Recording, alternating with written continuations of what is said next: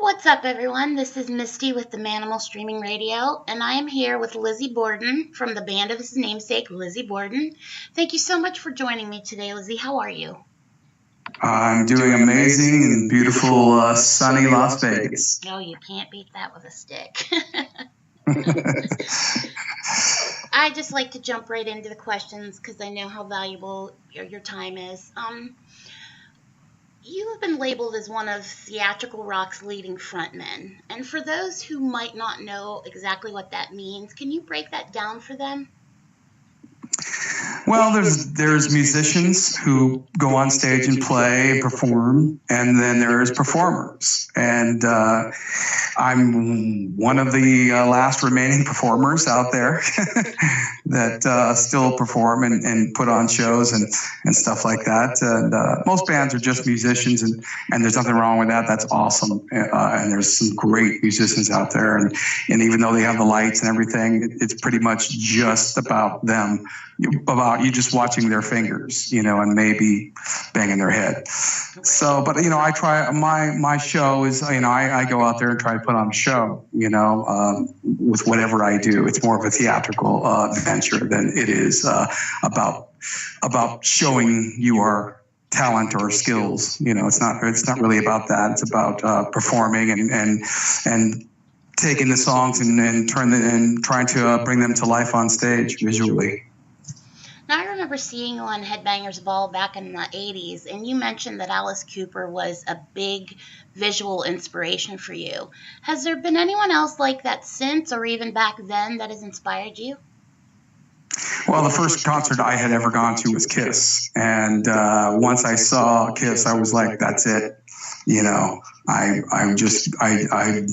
love that whole aspect of the way that they worked on stage and how they presented a show, rather than just playing their songs. And that was what I wanted to do. And then, of course, I discovered Alice Cooper and discovered the Tubes and David Bowie and all these great live performers. And, so that's what really got me started doing all this. But it was that first Kiss concert that just introduced me to this world. It's definitely great to see, you have always been that way. I mean, ever since I can remember listening to you straight from the early 80s on through. So it's a great thing to watch you on stage. I've never had the chance to see you live yet, but one of these days I will. It's on my bucket list. I'm working on the Midnight Things show right now, so hopefully you're gonna see the show sooner than later. Now let's talk about that. My Midnight Things. It's coming out on Metal Blade Records, and this is your first album in 11 years. How amazing did it feel getting back in the studio? Can you walk us through that?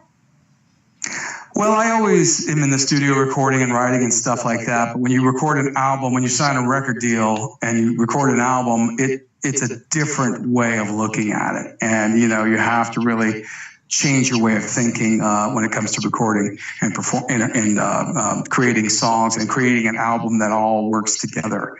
So yeah, I really missed being a recording artist. We were touring all over the world, and we found a young audience. We found different audiences, and we played some amazing places that I never even thought I would even go, let alone play and have an audience there. But I did miss being a recording artist, and I'm so happy that I signed a new deal. And this is the first album off of that deal. It comes out June 15th.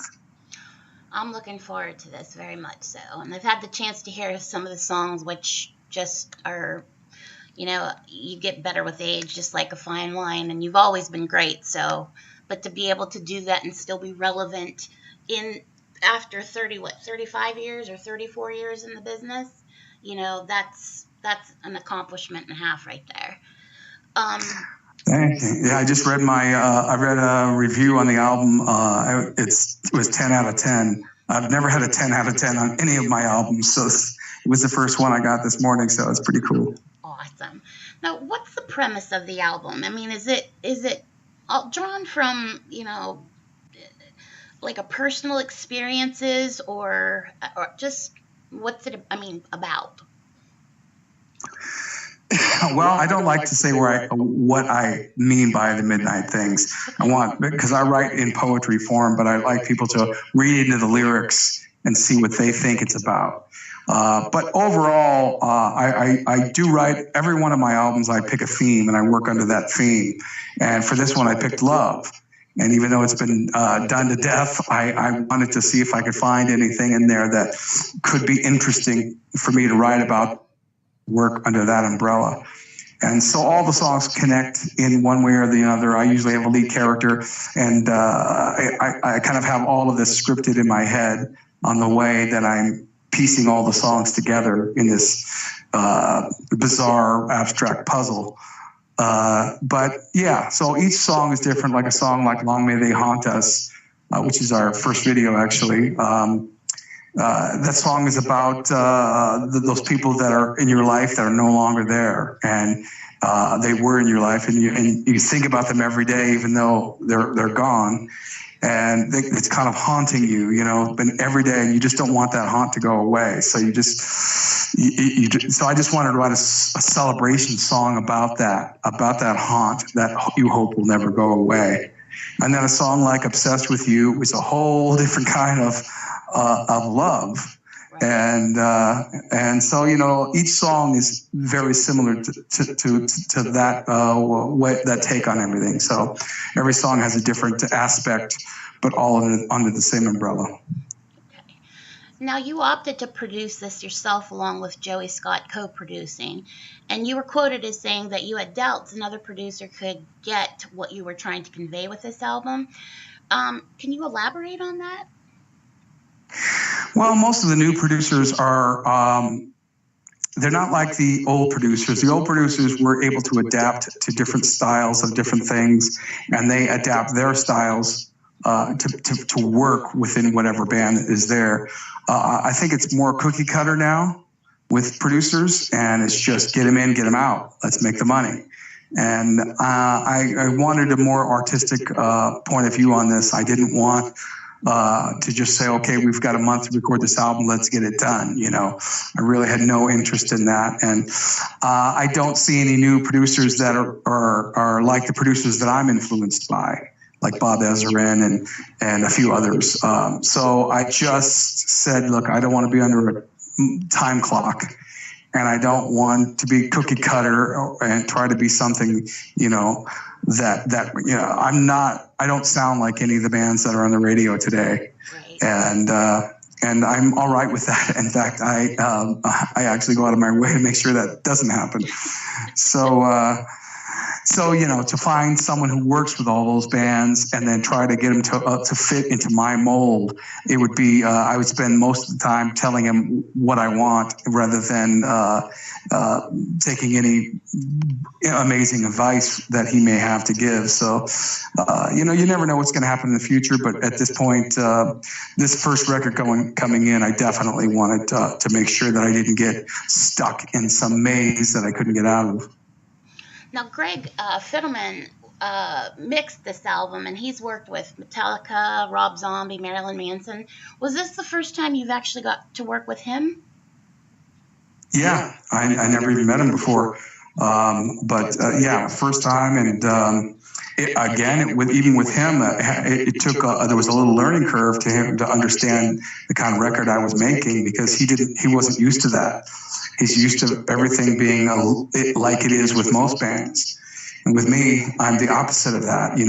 I come from the Queen background, in the studio. So there's lots of vocals, lots of guitar harmonies, and lots of different types of things going on. So he was not used to that at all. And so it took a little learning curve, but he was able to come around and figure it out. But yeah, so it was good. I think he did a good job. Now, 80s metal and hard rock is definitely making a comeback, and I was just wondering, how is it playing for the younger generation? Is it anything like it was back in the day? Yeah, it's very similar, at least around the world. It's one of those things where our last tour, we country hopped. We were on a plane every night in a different country every day, and the kids got younger on that last tour, and all around the world. We played South Korea, we played Russia, we played every country pretty much every country in Europe, and we got the same response every night. It was very reminiscent of 1987 through 1992. It was just crazy enthusiasm and excitement, and all the kids were singing along to every song. So that was another reason why I wanted to record this album, because most of the songs they were screaming to were songs written before they were born. So I really wanted to write an album that they could be part of, you know. So this album was for all that new enthusiasm that's out there for Lizzy Borden. And as a performer, is it still as exciting now as it was when you first started? It is just because of that reason, you know, because the audience is so enthusiastic, and I mean they're crying in some cases. They're so appreciative to anyone who's actually going to put some work into their show and give them all that they have every night. So they give it right back, and it's just it's an amazing experience. So yeah, I mean. That's so it is the same. It's very much the same. Now, I've noticed or read recently that you're possibly going on the road soon. Is there any information you can share about that?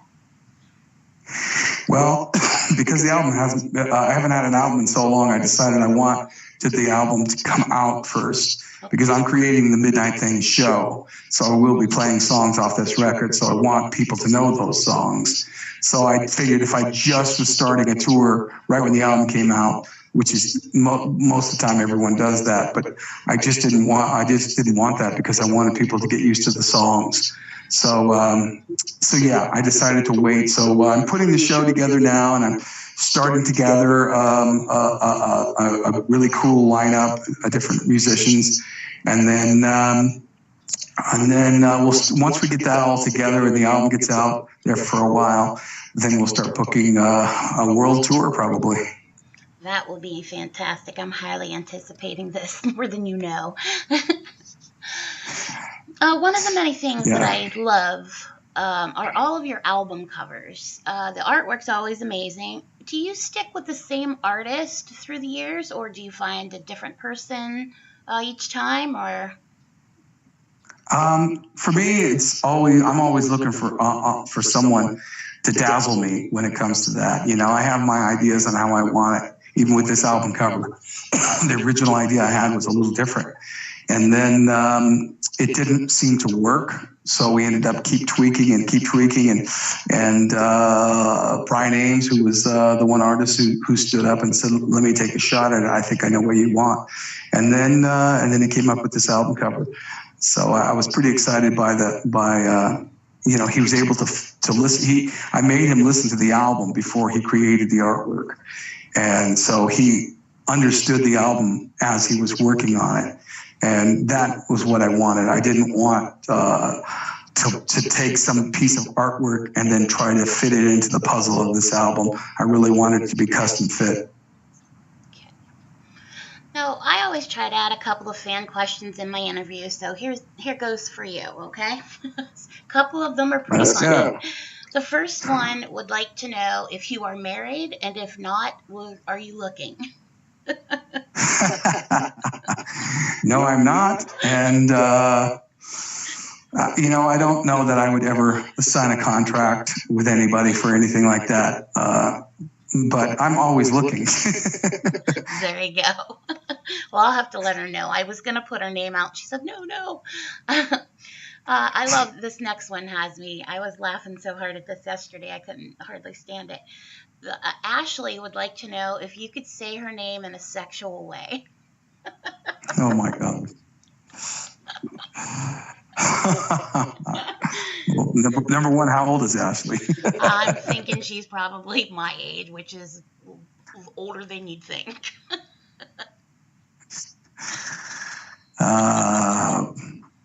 Please come over, Ashley, right now. There you go. She should be happy with that. And Adam wants to know, what is your favorite movie? God, I have so many. I don't have a favorite food. I don't have a favorite anything, because you can't really experience life if you keep going to the same well, you know. But I do have so many great movies. The scariest movie I had ever seen when I was a really young kid was The Exorcist. It had such an impact. But I love, you know, all the greats. Braveheart is one of my favorite movies that I've seen 1,000 times. But you know, I love sci-fi. I mean, I kind of love everything. I try not to have, excuse me, I have a little cold. I try not to have any favorite thing, because you can't really experience life if you're stuck doing the same thing over and over again. So yeah. That's an awesome way to think about that. Absolutely. You don't want to be in the same rut over and over and over again. I hear that. Um, I'd like to know what your craziest fan moment has been in your career.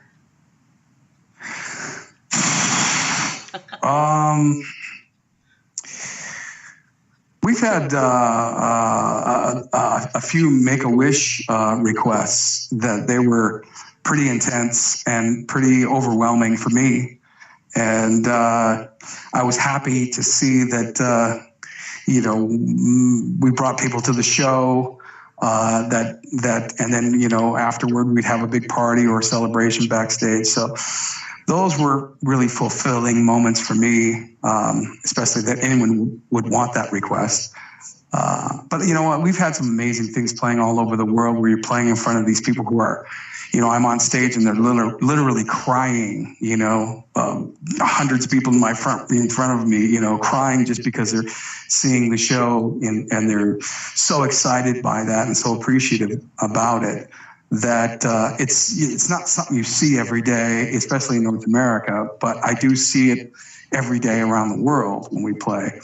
So those are moments that, you know, I never take lightly, and it makes me even work even harder. So I'm excited by that reaction, and you know, that's what keeps me touring. That's kudos to that. That was a great answer. I love that very much. What are your favorite venues to play? I love the European festivals. Those are so much fun, because the enthusiasm there, and everyone's kind of, you know, in Europe it's a little different. They mix genres together. So like in North America, they kind of put all the thrash metal bands here and all the glam metal bands over here. But in Europe, they kind of mix everything together, so everyone you get involved and listening to a band that you don't even like, and you end up liking them. And so I love those inclusive type festivals where, you know, we're playing and it's some other genre band will come on after us, and you know, it's just it's so much more fun, and everyone's there specifically to have just a blast. And you know, when a band starts, they give everything. The fans give everything. So those are great. But I love arenas as well, because you get all the lights and you get all the full show in a kind of a little world that everyone's in for a couple of hours, you know, and that's exciting too. I like the arena rock. The pavilion. We have one here down in Pittsburgh. It's an outdoor venue, and it's fantastic too. So, but yeah, I like the rock arena venues the most. Is there anything else that you would like your fans or future fans know that we may not have covered in this interview? Well, we're having our first release party that we've had in a long time for, I think, since Master Disguise, but we're having a big release party in Las Vegas. It's all free to get in. It's June 14th, the night before the album comes out, June 15th. So I'd like to invite everybody there. And everybody needs an excuse to come to Vegas, so that's as good as any. But yeah, see the new video, Long May They Haunt Us. It's out there. It's out there now, and it came out really well, and pretty excited by it. Awesome. Well, I just want to thank you so much for joining me today, Lizzy. It's been an absolute honor and a real pleasure. For all of our listeners, don't forget to check out Lizzy Borden's new album, My Midnight Things, coming out on June 15th on Metal Blade Records. It's sure to rock your ass off.